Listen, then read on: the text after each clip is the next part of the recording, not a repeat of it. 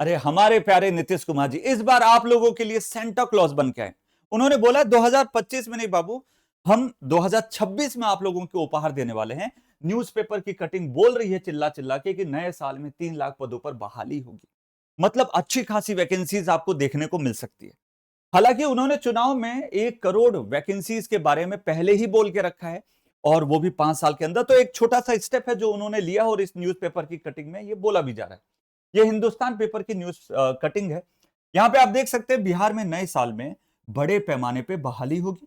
करीब 3 लाख से अधिक रिक्त पदों पर अगले 3 माह के अंदर नियुक्ति की प्रक्रिया शुरू हो जाएगी।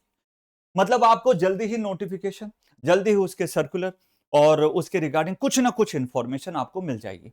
और कितने पोस्ट होंगी, क्या होगा, एक proper notification wise officially release किया जाएगा। अब यदि हम लोग बात करें तो यहां पे बोल रहा है कि भाई 3 माह के अंदर नियुक्ति प्रक्रिया शुरू होगी। और वो क्यों बोल रहा है 1.75 लाख रिक्त पद, मतलब 1,75,000 आपके रिक्त पद, खाली पद हैं वहां पे, और जिसकी जानकारी जो है वो आगे भेजी गई है ना। तो ये तो बहुत बड़ी बात है। और यदि हम इसको एक इस डेटा को यदि हम आधा भी मान के चलते हैं, और इसका हम तो कहते हैं 20-25% भी मान के चलते हैं, तो आपकी वैकेंसी आना तय है। अब यहां पे सबसे इंपॉर्टेंट है इस वाली पोर्शन में, आप देखिए सर्वाधिक 38,000 रिक्तियां गृह विभाग के अंदर हैं। गृह विभाग के अंदर 38,000 भर्तियां हैं, जिसकी सबसे इंपॉर्टेंट चीज है शिक्षा विभाग में जो टीचिंग की वैकेंसीज आती हैं 35,000 है। तो मैं मोटा मोटी में काट कूट के भी 20-25,000 के कुछ तो रिलीज करेंगे ही वो, है ना। कृषि विभाग में 5500 है। और सबसे इंपॉर्टेंट जो हमारी ऊर्जा विभाग के अंदर है 7500, मतलब 7,500। अब ये जो डिपार्टमेंट है वो है BSPHCL, है ना। तो इस डिपार्टमेंट के अंदर आपकी इलेक्ट्रिकल की वैकेंसीज आने वाली है, फिटर की आने वाली है, लाइनमैन की आने वाली है, जेई की आने वाली है, एई की आने वाली है। तो आपकी अच्छी खासी वैकेंसीज देखने को मिलेंगी। सिलेबस जो है बीटीएससी जेई वाला जो सिलेबस है वही आपको फॉलो करना है, यही आपका इसमें भी रहता है। और फर्दर आपको नॉन टेक्निकल का क्या पढ़ना होगा क्या नहीं पढ़ना होगा उसके बारे में हम आपको अपडेट करेंगे।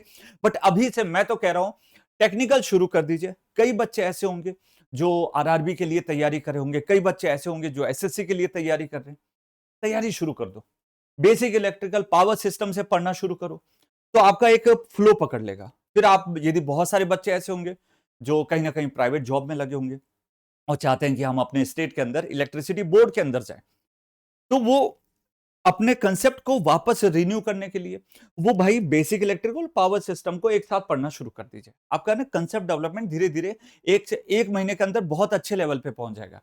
और बीटीएससी जेई की जो एग्जाम डेट है वो अप्रैल के अराउंड, है ना, एक्सपेक्टेड की जा रही है।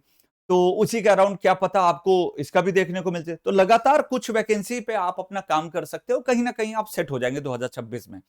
पढ़ना शुरू कर दीजिए। यदि आपको किसी बैच को परचेज करना है, डिस्क्रिप्शन है, हमारे डिस्क्रिप्शन के अंदर हमारे बैचेस की लिंक दी गई है। बीटीएससी जेई के लिए है, बिहार के कोई भी स्टेट जेई और एई एग्जाम के लिए ये आपको परफेक्ट काम करेगा। प्लीज जाइए, एनरोल करिए, पढ़ना शुरू करिए। कुछ भी डाउट लगे, we are here to guide you. Thank you so much and bye bye.